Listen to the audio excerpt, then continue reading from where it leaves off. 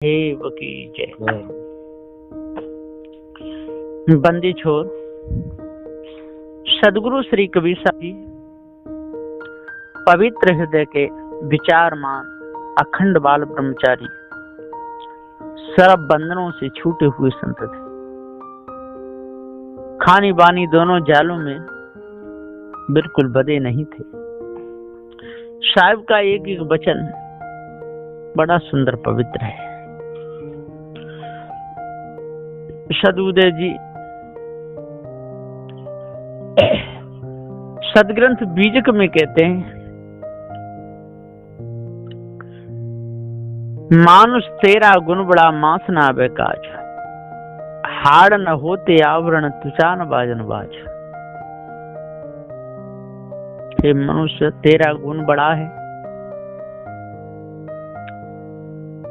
मनुष्य के गुण के बराबर पशु पक्षी उस पंचखानी नहीं। मनुष्य विचार से काम कर सकता है, धैर्य को धारण कर सकता है,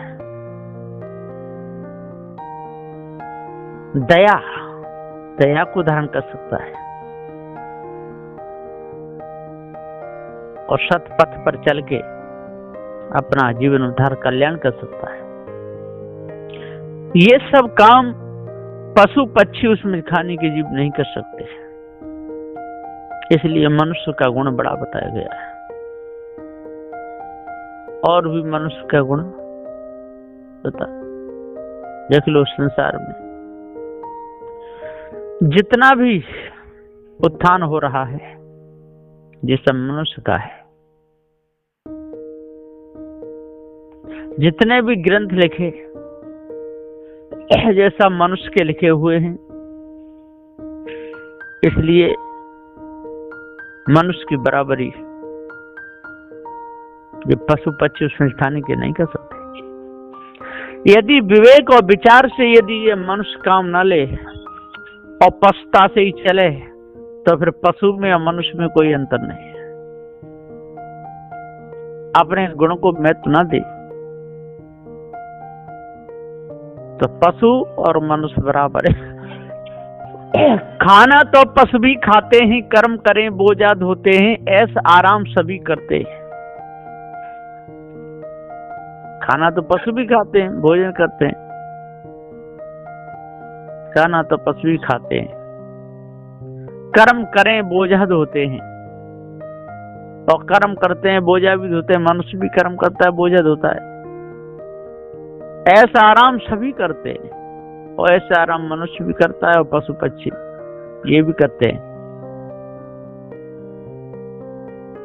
लेकिन मनुष्य खाने में विवेक और विचार का महत्व है। मनुष्य मर्यादा जानता है, पशु पक्षी उसमें खाने के जीव मर्यादा नहीं जानते। मनुष्य सोच करके समझ करके विचार करके बात करता है, सोच के समझ के विचार करके पशु नहीं चल सकते।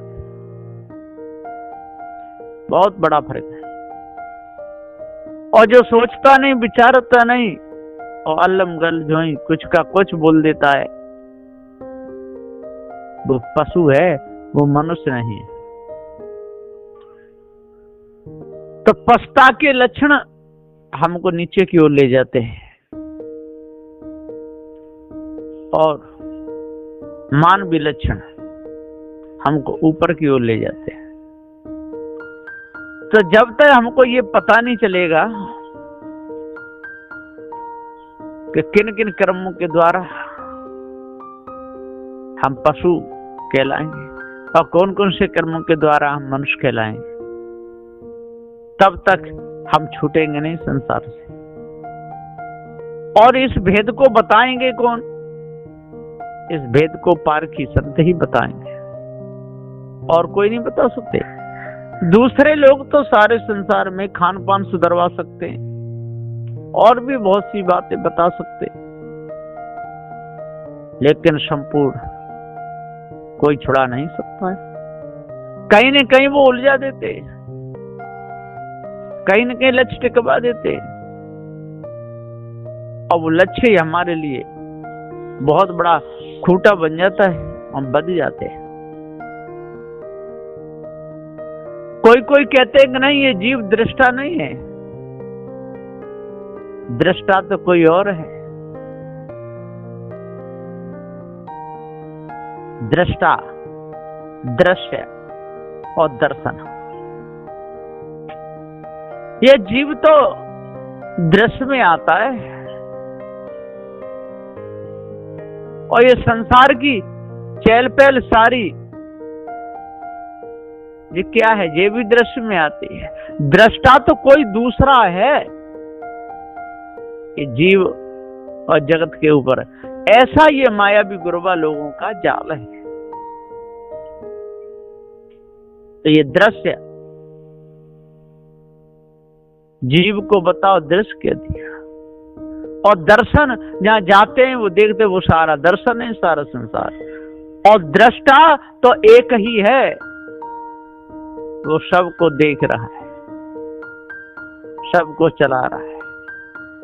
वो जीव और जगत से अलग है, ऐसा ये मायावी गुरुवा लोग धोखा देते हैं। और पारखी संत कहते नहीं, दृष्टा ये चेतन जीव ही है, दृश्य ये संसार है,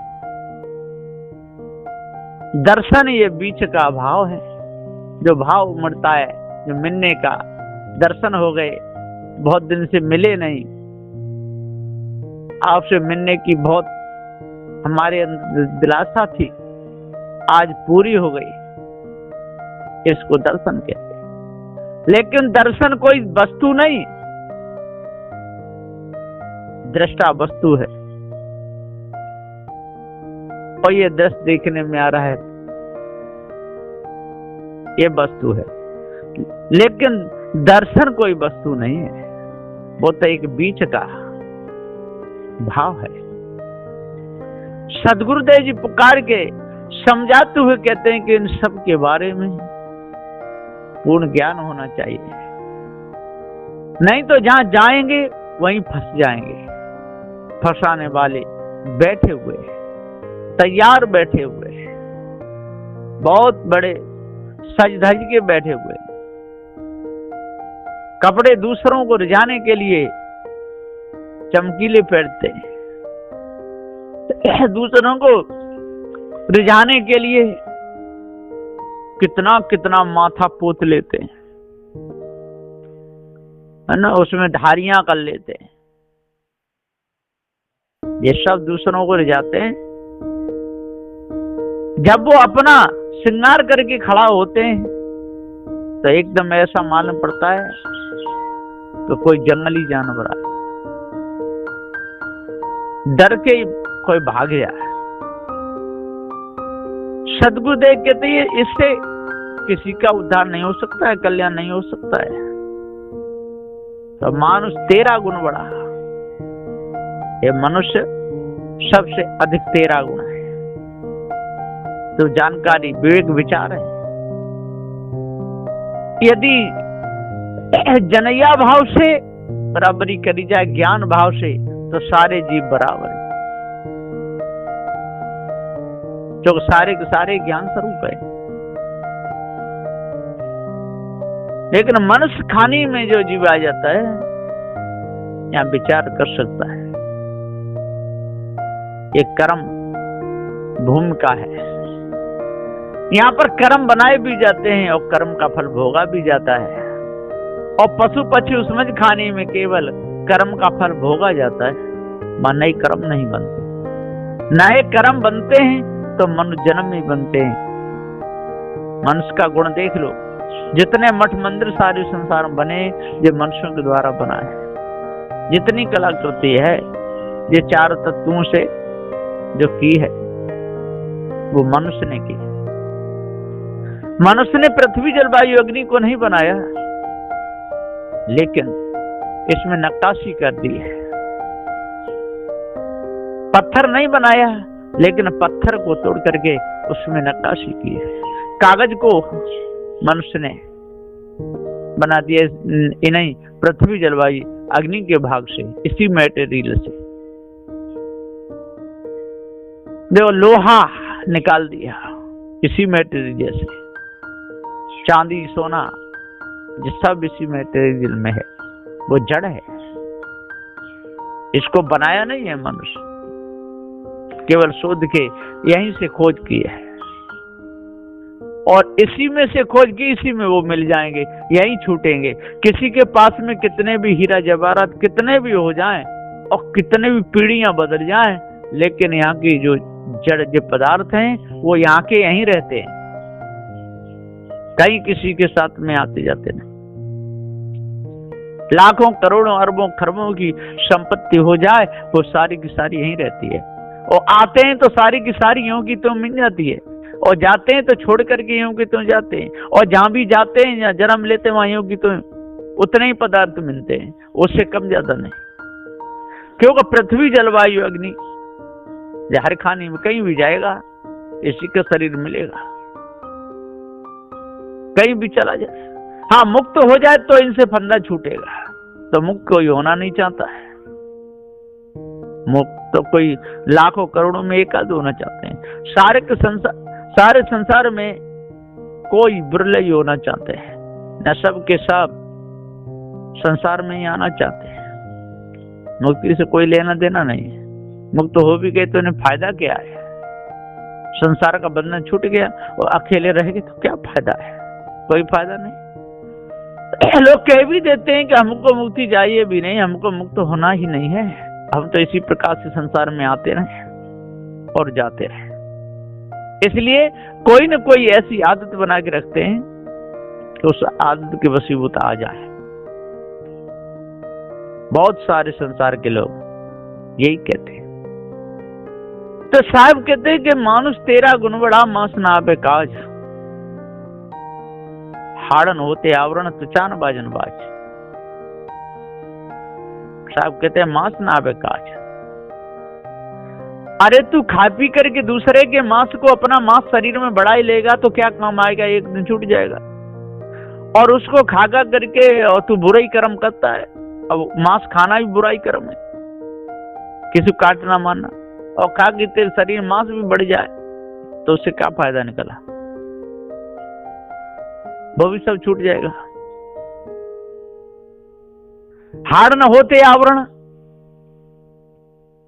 अब तो हड्डियों को कितने भी गले में डाल ले, लेकिन वो क्या आभूषण है? नहीं हो सकते। सोने चांदी के भी बना के डाल दे, वो भी आभूषण नहीं है, वो भी सजावट है। आभूषण उनको कहते हैं। आभूषण तो क्या है? तो जब शुद्ध विचार ही मुख्य साधु का आभूषण त्याग और वैराग है। त्याग और वैराग के समान कोई आभूषण नहीं है। ये तो सब दिखावटी। जब तक शरीर है तब तक डाले रहेंगे, और शरीर छूटा तो कोई दूसरा डाल लेगा, और फिर उसका छूटा तो कोई तीसरा डाल लेगा। ये तो ऐसा ही होता रहेगा। तो हाड़ न होते आवरण तुचान बाजन बाज। और ते तुचा भी किसी बाजे पर नहीं बजती, न खंजरी ढोलक पे चढ़ाई जाती है। पशुओं की चढ़ा भी लेते हैं, और लेकिन पशुओं की चढ़ा भी लें और बजा भी लें तो उससे क्या फायदा मिले? कुछ नहीं।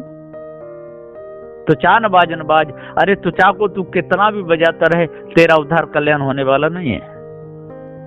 पशुओं की खाल खींचता रहे, ढोलक पे चढ़ा के बजाता रहे, यंत्र पे खूब बजा ले, ढोल पे चढ़ा ले। भैंसा की खाल तो ढोल पे चढ़ाई जाती है, खूब लोग बजाते रहते। तो मानुष तेरा गुण बड़ा मांस ना आवे काज, हाड़ न होते आवरण तुचान बाजन बाज। इससे कुछ होने वाला नहीं है, केवल तेरा गुण बड़ा है। इसलिए तू अपने गुण का आदर कर, अपने आप को जान। तू जीव जनैया सत्य है तेरे ऊपर और न कोई है। तू जीव जनैया सत्य है, अजरम अखंड है। जेहि मानुष बुद्धि सब विधि आवे, अपना कार्य सोई बनावे। सदगुरु श्री रामदास साहब भी कहते हैं पंचग्रंथी में, ये क्रम नंबर 150 है। चौपाई नंबर 1 है। साहब ने पुकार करके कहा है, समझा के कहा है कि जय मानुष बुद्धि सब विधि आवे, जिसके अंदर सब विधि से मनुष्य बुद्धि आ जाए वो अपना कार्य बना सकता है। और थोड़ा बहुत फर्क रह गया तो उसका काम नहीं बनेगा। काम बनने का मतलब यहाँ पर कल्याण से मुक्ति से मुक्त वो ही होगा जो सब विधि अपना काम बना लेगा। सभी प्रकार के छल को, कपट को, राग को, द्वेष को, ईर्ष्या को त्याग देगा। तो मानुष बुद्धि आ गई तो उसका काम बन जाएगा, और मानुष बुद्धि नहीं आई तो उसका काम नहीं बनेगा। तो जय मानुष बुद्धि सब विधि आवे, अपना कार्य सोई बनावे। और यदि मनुष्य बुद्धि नहीं आई और विचार उसके निर्मल नहीं हुए, साधना उसने नहीं की, त्याग वैराग में कच्चा रहा, तो जहां जाएगा वहीं फंस जाएगा, बचेगा नहीं। फंसाने वाले भी बैठे और कहीं न कहीं से उसे ऐसे लोग मिल ही जाएंगे, तैसे में तैसो मिले और मिले नीच में नीच, और पानी में मिले, मिले कीच में कीच, मिल जाते हैं। तैसे को तैसा मिल ही जाता है।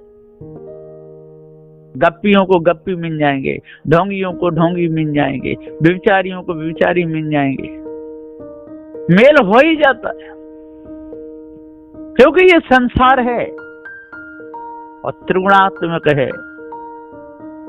तीनों गुणों का मेल कहीं न कहीं हो ही जाता है। जिस गुण का मनुष्य होगा उस गुण वाला कहीं न कहीं कोई मिल ही जाएगा। तो एक जीव तो है नहीं, जीव अनेकों हैं। तो सदगुरुदेव जी पुकार कहते हैं आज मनुष्य बुद्धि की जरूरत है। कपट कुटिलता काल नसाई, सत्य विचार रहे लोलाई। कपट को दूर करे, कुटिलता को दूर करे, काल नसाई। काल कहिए जो धोखे में फंसाते हैं, धोखे में डालते हैं, जो विषय वासना भ्रम में फंसावे वो काल है। सत्य विचार रहे लोलाई, और सतपथ पे चले, विचार से काम करे, हमेशा लो उसकी लगन अच्छी रहे, विचार से बात करे, विचार से ठीक अपने जीवन को पूरा ढाले। और बिना विचार के यदि करेगा तो कहीं न कहीं पकड़ में आ जाएगा।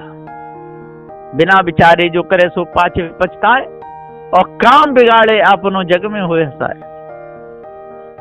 जो बिना विचारे करता है वो अपना काम बिगाड़ लेता है।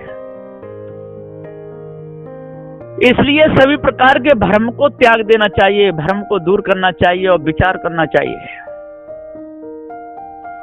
पारखी वही होता है जो सभी सिद्धांत की जड़ को खोद करके जानता है। ईश्वर सिद्धांत क्या कहता है और इसका टिकाव कहां पर है, और आखिर में ला करके उसको समझे। ब्रह्म सिद्धांत क्या कहता है, ब्रह्म की क्या मानंदी है, ऋग्वेद की क्या मानंदी है, यजुर्वेद की क्या मानंदी है, अथर्वणवेद की क्या मानंदी है, सामवेद की क्या मानंदी है। इन सारी मानंदियों को पहले समझे और पारक सिद्धांत को समझे, तब ही वो जान पाएगा कि सर्वोपरि ये पारक सिद्धांत है कि सर्वोपरि ये ब्रह्म सिद्धांत है, आत्म सिद्धांत है। आत्म सिद्धांत सर्वोपरि नहीं, सर्वोपरि पारक सिद्धांत है। सदगुरु कबीर के सत्य ज्ञान को वीर पुरुष अपनाते हैं। तज जात वर्ण मानंदी जड़ धोखे में ना भरमाते, कई प्रकार के धोखे को दूर कर देते हैं। तो कपट कुटिलता काल नसाई, और सत्य विचार रहे लोलाई। जो न भांत जीव कार्य होई, लाज मिटाए करे दृढ़ सोई। और जिस भांत से जीव का कार्य हो, अपना उद्धार हो, उसमें तो लाज भी मिटा देनी चाहिए, शर्म भी मिटानी चाहिए। यदि कोई महापुरुष हैं, कोई विवेकी संत हैं, कोई त्यागी संत हैं, और किसी पूर्व जन्म के कोई वार्षिक कर्म से उनके ऊपर कोई प्रकोप आया, तन पे कपड़े भी नहीं रख सकते, तब भी उनकी सेवा अरे अच्छे पवित्र भाव से करनी चाहिए। सेवा करने में लाज शर्म नहीं करनी चाहिए। और जो सेवा करने में लाज शर्म करता है, जो घृणा मानता है, सब्र उसका तो उद्धार हो ही नहीं सकता है किसी भी प्रकार से। घृणा करने वाला घृणा की योनि को जाएगा। हाँ, संसार में तो कर लेगा, संसार में तो खूब अपने बच्चों की कर लेगा, अपनी स्त्रियों की भी कर लेगा, गुलामी कर लेगा, वो गुलामी है। लेकिन संत गुरुजनों की सेवा से, त्यागी वैरागियों की सेवा से, जिन्होंने सभी प्रकार की कालिमा को दूर करने का उपदेश दिया, उनकी करने में उसको लाज आएगी, शर्म आएगी। तो जो न भांत जीव कार्य होई, लाज मिटाए करे दृढ़ सोई।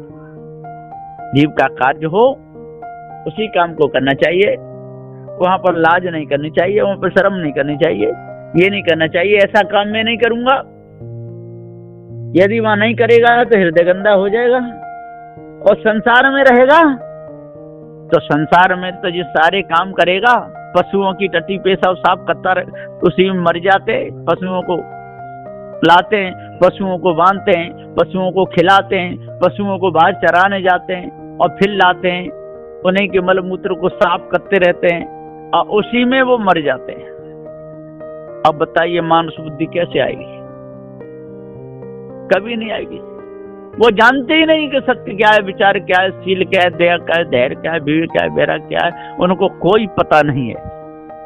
तो सदगुरु श्री ताम्रध्वज साहब जी ने यहाँ पुकार के समझाते हुए कहा है, इसलिए कभी किसी को धोखा नहीं देना चाहिए, किसी को साथ में किसी के में छल नहीं करना चाहिए और विवेक और विचार से काम लेना चाहिए। लोक लाज कुल कान के मारे, भवर भवर भव मरे बिचारे। कोई लोक के मारे, कोई लाज के मारे, कोई कुल के मारे, कोई कान से सुन करके मारे। भवर भवर, जिस प्रकार से भवर जाते अग्नि में गिर जाते हैं, जल जाते हैं, कुछ जल जाते हैं, कुछ वैसे तैसी हालत है संसार में, खानी जाल में और बानी जाल में। भवर भवर भव मरे बिचारे, उसी में भवर भवर करके भव रहे ही बिचारे, उसी में रहते हैं, उसी में भवरते रहते हैं, उसी में मरते रहते हैं, लेकिन वो अपने स्वरूप को नहीं जानते। पारकी संतों के पास में जाकर के इस कालमा को दूर नहीं करते, धर्म को नहीं मिटाते, जड़ चेतन के भेद को नहीं जानते और पूरा जीवन यूं ही चला जाता है। इसलिए संत गुरुजनों का, पारकी संतों का यही कहना है कि भैया राग द्वेष तो किसी से नहीं है और न किसी ईश्वर परमात्मा से हमारी दुश्मनी। वो तो निर्णय से नहीं ठहरता तो नहीं ठहरता, और चेतन ठहरता है, सत्य है। चारों तत्व ठहरते हैं, चारों तत्व जड़ हैं और जनैया ये चेतन जीव है। इसलिए अपने आप को जानो और भ्रम को अपने अंदर से दूर करो, भूल को मिटा दो, तब पूर्ण शांति मिलेगी, नहीं तो मिथ्या धोखे में जीवन चला जाएगा। बोलिए श्री सदगुरुदेव की।